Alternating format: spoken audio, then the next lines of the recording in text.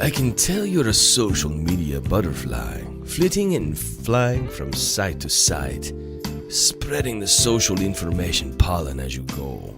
It's because of your tireless effort that the garden is full of beautiful social flowers like Facebook, Twitter, Instagram, Snapchat, LinkedIn, YouTube, Pinterest, Reddit, Tumblr, VK, Flickr, Vine, Meetup, Classmates, and Google+. Why don't you fly over and land on the School Zone Podcast Facebook page too? Follow us and make us a part of your flower garden.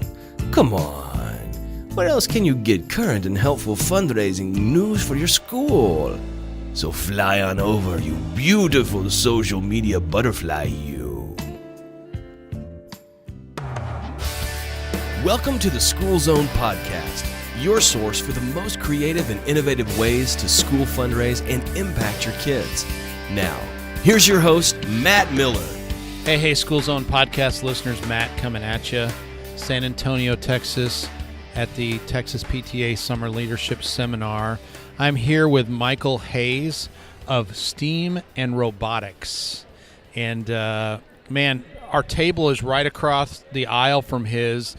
So we've been watching all these crazy robots doing stuff for the last day and a half, and finally excited to get a chance for us to actually talk. There you go. Because I've been intrigued by what you guys are doing over there. So introduce yourself, Michael, and give a little background on you and what you guys do.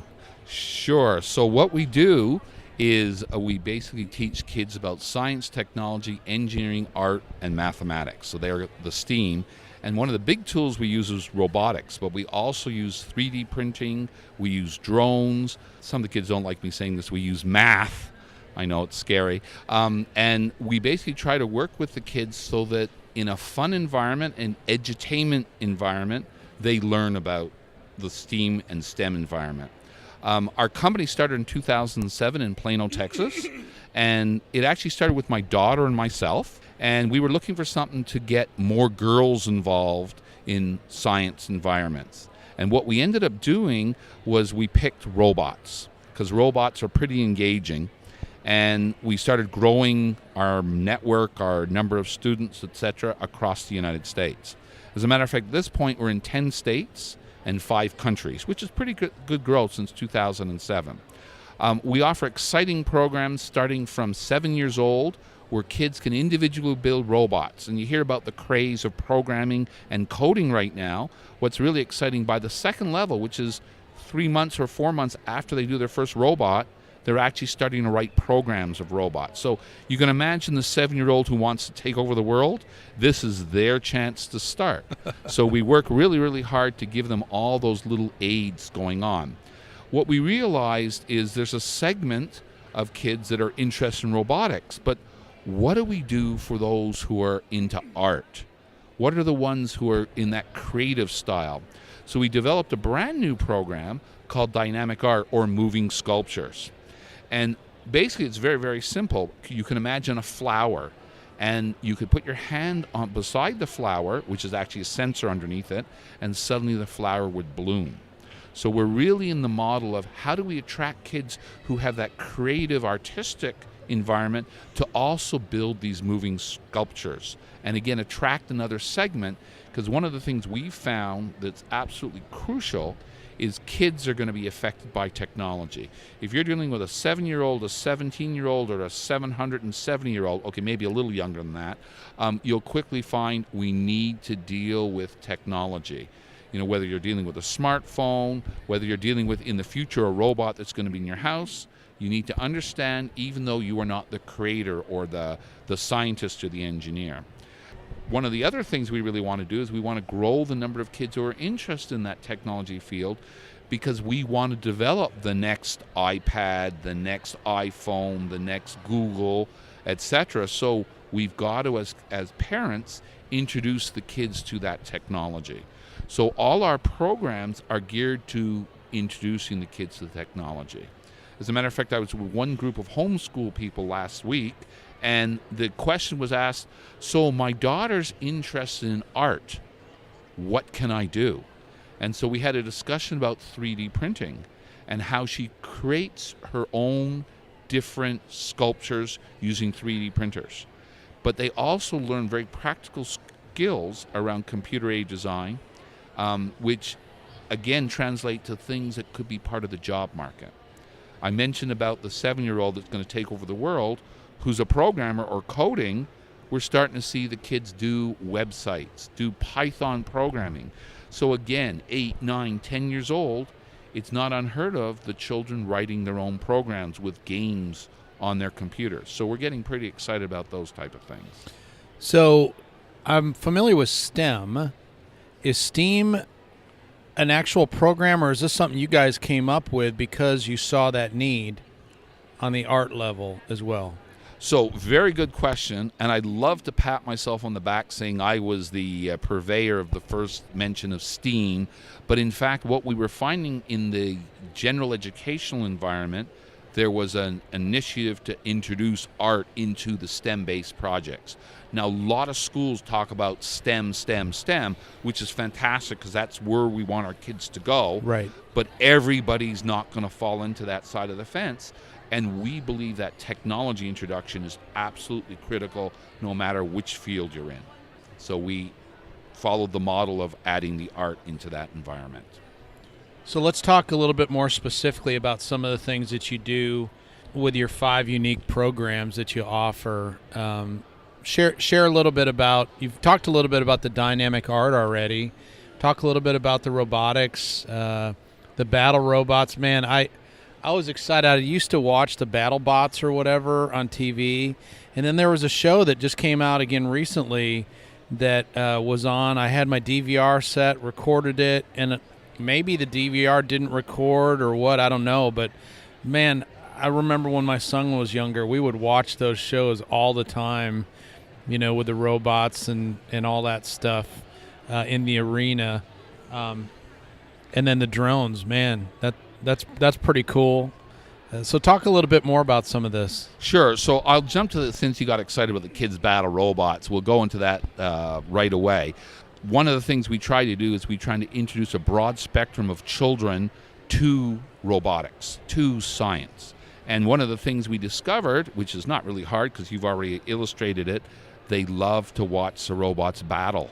So we said, well, let's go the extra mile and bring the kids into a real-time environment where they can actually battle robots. So what we do is we have a basic set of kit that they can actually build a very small robot that's really safe, but the kids with their imagination can think it's got blades and fire and all that type of stuff.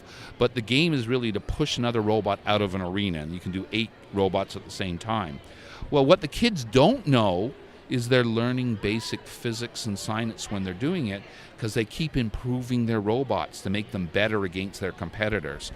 We also do this as a major fundraiser. So you can imagine you go into a cafeteria where there's 100 kids doing this simultaneously, and the PTA will decide what they're going to charge. And basically, we agree that we're going to split the profits with the PTA, and 100 kids could generate $1,500 to $2,000 for that PTA, so they can buy lab equipment or whatever. And then we have the added advantage of the ones who are interested in science get that extra stimulation, those who like robots, but those who never thought about it are suddenly involved in STEM-based activities as well. And the creative part is absolutely phenomenal. We were at one school district in Texas, and we had 300 kids. Well, if you can imagine, simultaneously 300 moving robots in one room is a pretty awesome sight. And you may as well have been at a basketball game because the kids got that excited about it. So again, very good reinforcement on that side of the fence. Jumping to another topic, which is drones. And everybody hears about drones every single day in the news, so it's got a lot of appeal to the kids. But we always use a concept called stealth learning. So we want the kids to be entertained, but we want them to learn and educated at the same time. So we don't tell the kids that they're learning, but as they're using the drones, they're learning about thrust, they're learning about drag, and we enforce those thoughts by telling them the actual theory that goes as they're flying the drone. So it's a lot easier to tell a student that, hey, I've got this type of problem with my drone right now, and you can say, oh, that's because it's got too much drag, or that's because the batteries are dying, it doesn't have enough thrust to lift it into the air. So you can really do that hands-on learning.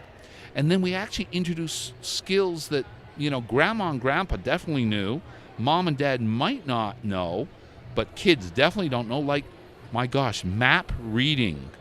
So they actually go through processes where we give them real maps, and they have to figure out how to get from point A and point B and point C, and then we emulate that in the classroom by putting, an example would be in Texas, Dallas and Austin and San Antonio, and they have to file flight plans and then actually go and land in each of those places. And of course, every one of our programs comes with different types of games. So, us geriatric cases might know things like the limbo. Well, we use drones in a limbo model, or we do an obstacle course. So they also learn to actually fly the drones in a better manner. So that's pretty exciting as well. That's cool. Wow. Where was this stuff when we were kids, Michael? Well, that's absolutely true. Absolutely true. My idea of a drone was throwing a rock across the lake, or, well, at least halfway. So, yes, exactly. So then do you guys just provide access to the kits and all that, or do you manufacture them, or, how does something like that work as far as that's concerned? So we'll go through sort of the whole spectrum of what we do. Number one, what we do is we go to the schools, and we actually offer with instructors the actual courses. Or we have, in the case of homeschools, we have self-study versions as well, specifically around the robots. The drones tends to be a classroom-based activity, same with the 3D printing. From a manufacturing perspective, we bring robots from educational manufacturers in Asia. And the reason we picked Asia is everybody knows every single robot seemed to have come originally from Japan and Korea. Well, the Minister of Education in Korea started a program where high school, elementary school, and even preschool kids have to be involved in robotics. So they developed this massive program, and because of that, we've actually leveraged that program, and we have 10 levels, including programming, in our robotics side of the fence. Now, we actually have developed our own specialized drones for education, and we actually work with Baylor University in their senior design engineering group to actually configure drones, and we have a special set of drones that are manufactured and designed in the United States that we're using as educational facilities. So we have that mixed bag of, bringing stuff in and using our own products. So if a school wants to kind of look into how they might partner with you guys with some of this education, what's the best way to do that? What's the process, that type of thing? Sure, very, very good question. So two simple things is reach out and touch. So we have our website that you can actually go to, and it's STEAMrobotics.com. And then, of course, you can reach out and call us. Then that number's also on the website. From there, we can put one of our local specials. So we have, we call them city directors that are in a large number of cities across the United States, and they can actually work with you in introducing the program to your school.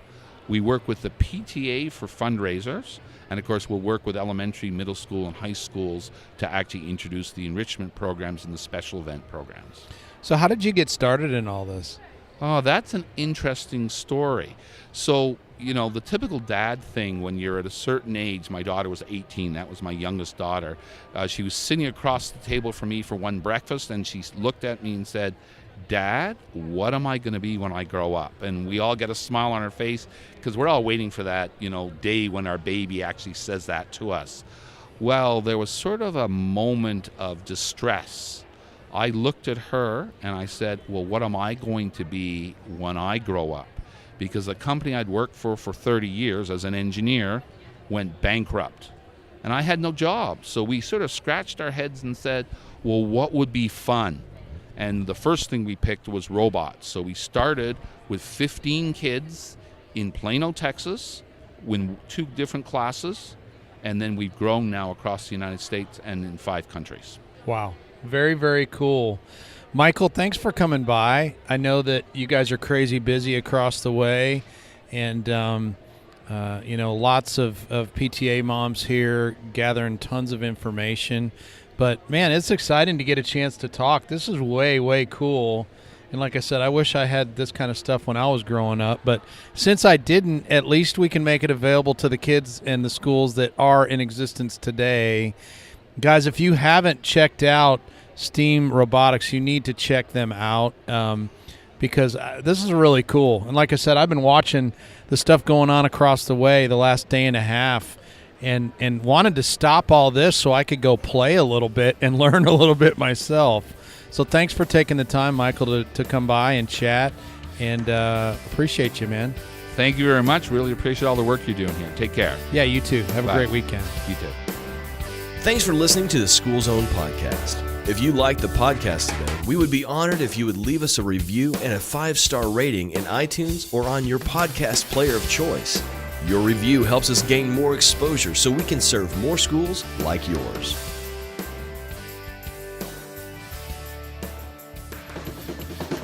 Have a company you'd like Matt to feature on the School Zone podcast? Have a fundraising question you'd love to get answered? Send a voice message to Matt. We would love to hear from you. Visit schoolzonepodcast.com and click on the Ask Matt a Question button on the bottom right of the page. Simply record, listen, and send. It's that easy. Ask Matt a question on schoolzonepodcast.com.